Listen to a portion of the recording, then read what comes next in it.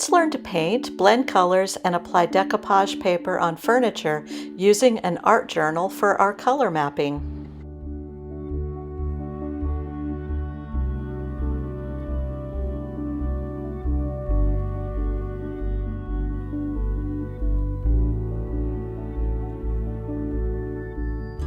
I know you're not going to believe this, but I paid 50 cents for this dresser, and it's in really, really good shape. I almost didn't want to paint it. But we just got these whimsical papers in, and this is called the Bohemian Wanderer, and I love it so much, and I knew that I wanted to use it, and this was really the only piece of furniture that I have in the shop that's not painted, so I thought I'd go ahead and put it on here. Since this wood is slick, I decided to do a couple coats of Miss Lillian's Pro Stick Primer. Typically, I will just go ahead and grab all my paints and start painting the dresser. I decided this time I wanted to map out exactly what colors I was going to use. I think that will help you guys if you aren't sure of what colors to use for certain papers. So I decided to go ahead and map it all out inside my journal. I'm trying to just make a habit of laying down gesso on my papers just to protect it from bleeding. And then I kind of just figured out what colors I wanted to use. And now I'm just putting little samples of the colors onto my page, which I will link below exactly what I ended up using. And I was able to use a few less colors because I blended a couple of colors together, like to get the different pinks that I needed and the different blues that I needed and greens, rather than opening up 10 different colors of paint. You can blend colors to try and figure out like what you really need or want on your decoupage paper. Can I ask you something? Are you wasting my time? You're 20-something, and I'm out of my mind.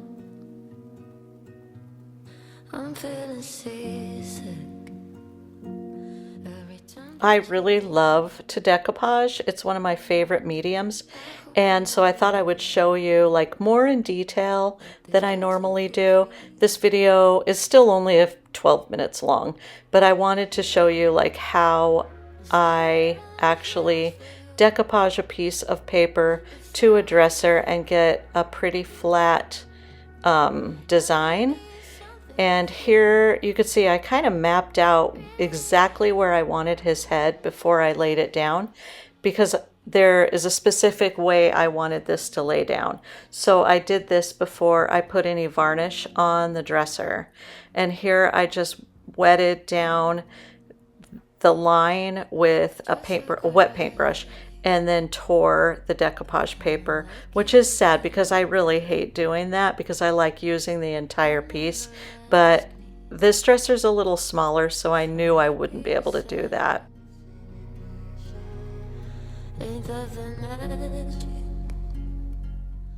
I actually get asked all the time what I like to use for a decoupage medium. I like using varnish. I sell varnish in my store and I like using it. I think Mod Podge is a little thick for me. I'm not a huge fan.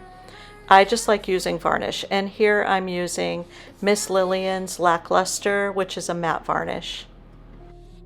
I also like to start at the top and lay down a strip of the varnish and then put the paper down and then flatten it out with a flat, like this is, I don't even know what this thing is.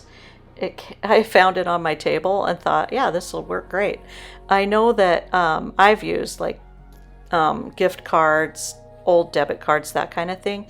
You can also use cellophane, like wadded up cellophane. You can also use a brayer. Brayers work really good. And you can see here that I'm just working in probably like 4-inch sections and smoothing it out. And if I see a wrinkle, I'll pull it back up gently. I don't really worry so much if I rip the paper.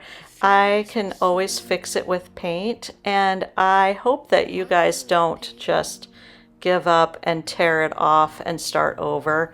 Just leave it, do the best you can, and then try to fix it with paint before you tear it off, because you can usually fix it. But the best advice that I can really give you is to just make sure that you have enough varnish underneath the paper. If you have any little spots where you missed it, you're going to be in trouble. Just make sure that you get the varnish on there really, really good. I could stay in this moment forever, so I can hold you in my arms. I will carry you on my shoulders as long as I'm able. Scare the monsters under your bed. Deep and abiding, liking for you is all I need. Until my heart gives in, I will do everything I can for you.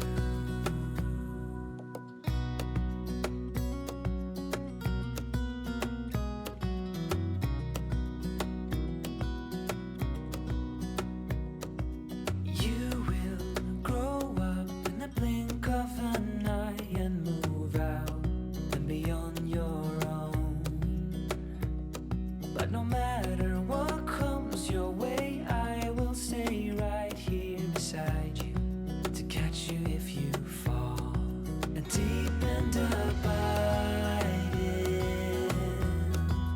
liking for you is all. And you can see here that I'm taking this little tool and kind of cutting in the paper where the bottom of the drawer is. You don't want to leave that and not be able to get the drawer open. That's very, very important.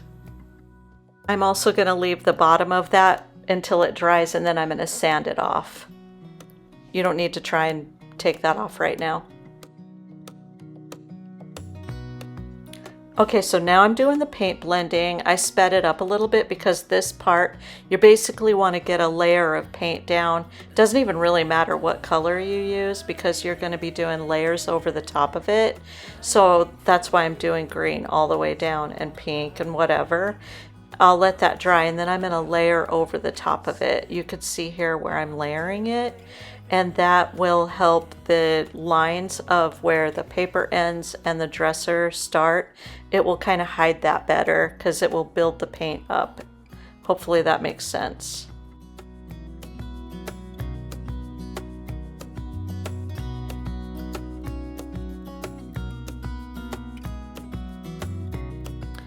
And in my opinion, this is the really fun part where you get to layer your paints. And I think it really does help with learning how to blend paint because you can't make a mistake. You can always add more, and you can even like move into the paper. If you don't like something, move into the paper and really completely change the look of your design. No strength to fight. My guy's so good. Amigo, you saw.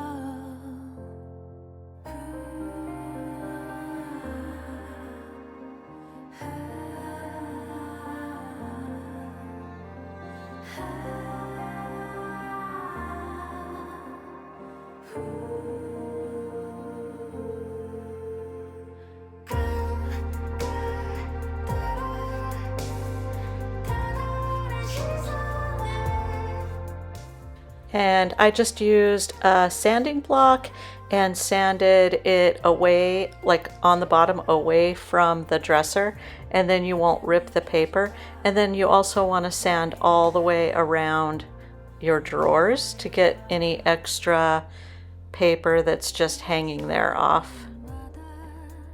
The dresser was painted in Miss Lillian's Vintage Grove, which is a really pretty green, and I did end up doing 2 coats of that, and then I waxed it when I was finished.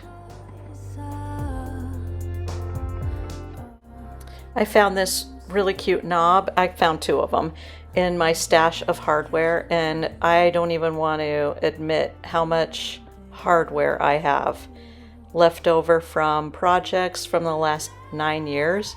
It's stupid ridiculous. I really wanted to add some gold to this because mainly I think what gave me the idea is the hardware has a little bit of gold in it, and I really liked it with the elephant. So I used one of the IOD transfers. It's the gilded gold transfer called Etiquette, and I just used pieces of that.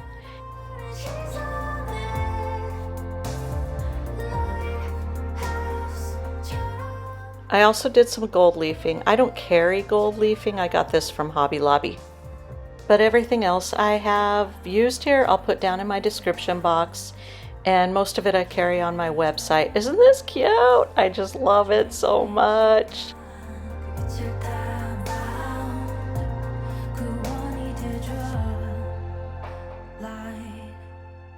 I hope you're following along with the Sisterhood of the Traveling Art Journal. We still have some in stock. If you want to get one, go to my website and order one. I'll send it right out to you. This is Kristin Calhoun. She is one of our guest artists. You might know her as She Paints. That's her business name. Go follow her on YouTube and check her out. We have another guest artist joining us. Jane Belante is a mixed media artist, art business coach, and educator with over 30 years of experience helping creatives build confidence and successful brands. Look down in my description box for more information about Jane and a link to her YouTube channel. And don't forget about Lynne Brundage with L&J Goods. Her video will be out next Friday, February 7th. And I will link everybody down in the description box. And did you know that we're doing a quarterly subscription box? It's an art box with everything in it. You're going to love it. Our next box is coming out in April. We are collaborating with L&J Goods. It's going to be so good. I cannot wait to show you. Do another scrape for the left, and then leave a thumbs up.